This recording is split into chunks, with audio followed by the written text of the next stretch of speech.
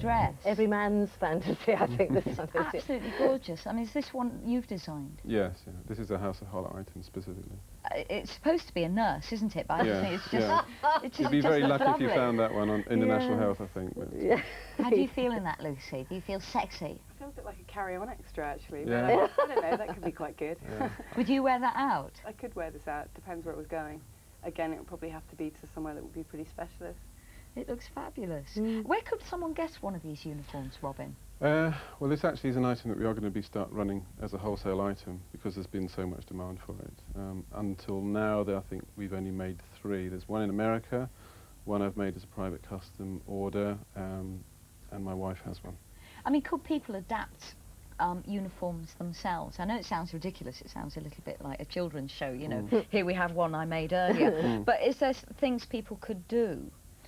Oh, I mean, every uniform that I've got that's an original uniform has come from either an army surplus store or some kind of specialist uniform shop. And they're not expensive, are they? It depends what you're getting. I mean, if you go to army surplus, you can get things for very cheap prices. And now for a really silly question, Robin, do you dress up yourself? Oh, yeah, all the time. What's your favourite outfit?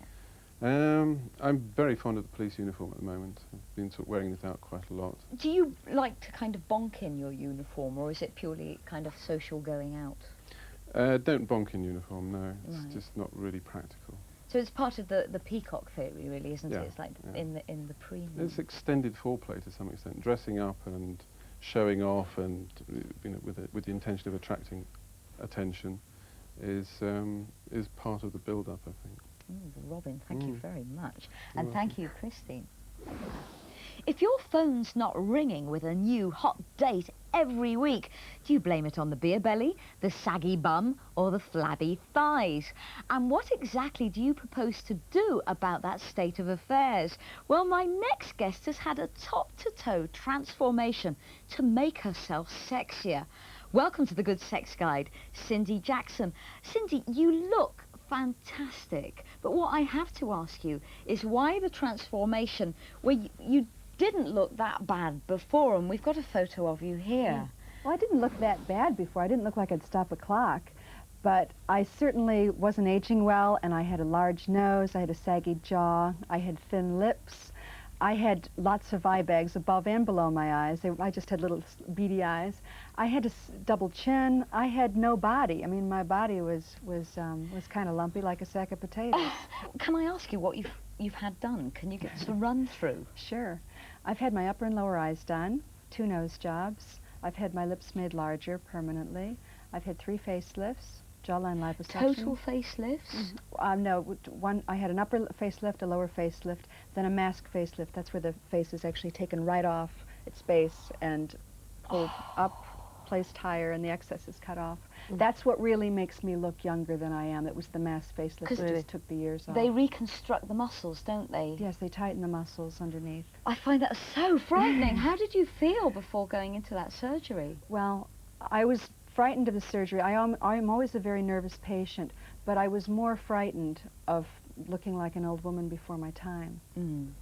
What's so fabulous looking at you? You don't look as though you've had surgery, because so many people have it, kind of have a standard look, and it's usually a bit kind of pinched. That's right. I didn't want that. I wanted to be convincing.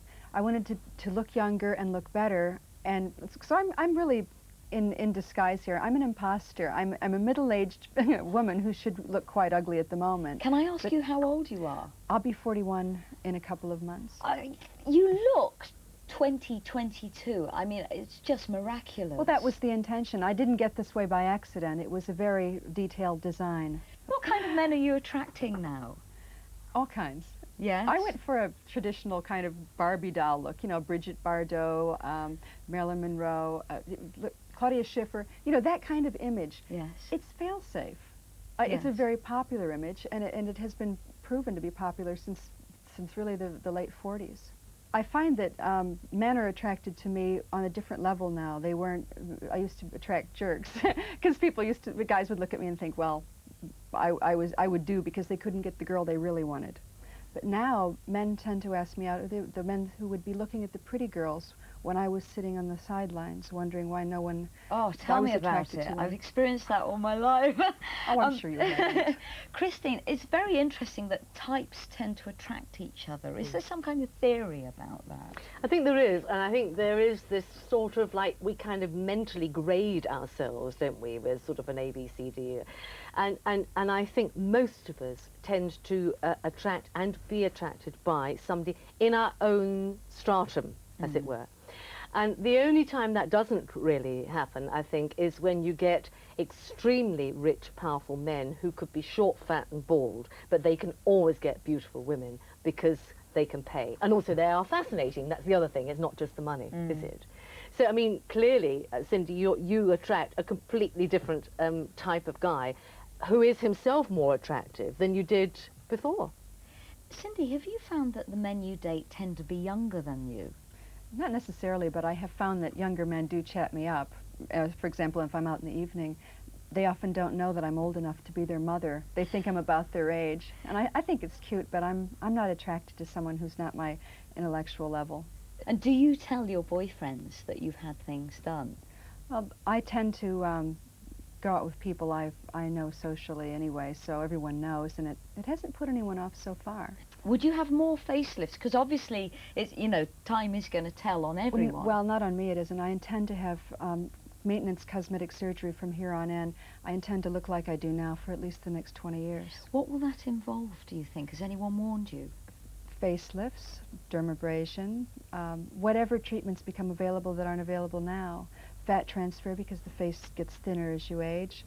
So there are lots of ways to stave off old age, and I intend to take advantage of every single one of them. Christy, would you have surgery? Oh, yes, certainly. I mean, because I'm older than both of you by quite a lot, and I certainly, you know, do think about it, but I think, like, you know, Cindy has gone into this so carefully and found out. Yeah. But the only thing about it is I do think that one should warn people that you don't necessarily bring a whole new lifestyle with it, do you? I mean, it appears to work terrifically well for you, and you presumably like going out partying and meeting lots of new people. Some people would actually like to stay home with the man of their dreams and eat cold baked beans out of a tin. Do you know what I mean? Now, you don't have that in your life as far as I know. And all I'm saying is that people need to know why they're doing things, don't they, really? That's right. I had a plan, and it's worked for me. That's not to say it'll work for everyone in the world. Everyone chooses their own route in life. This was one I chose. Well, you look fantastic, and I think you're a good advert for it. Thank you very much for coming on, and thank you, Christine. Now, if you think you've got the secret to sweet, successful sex and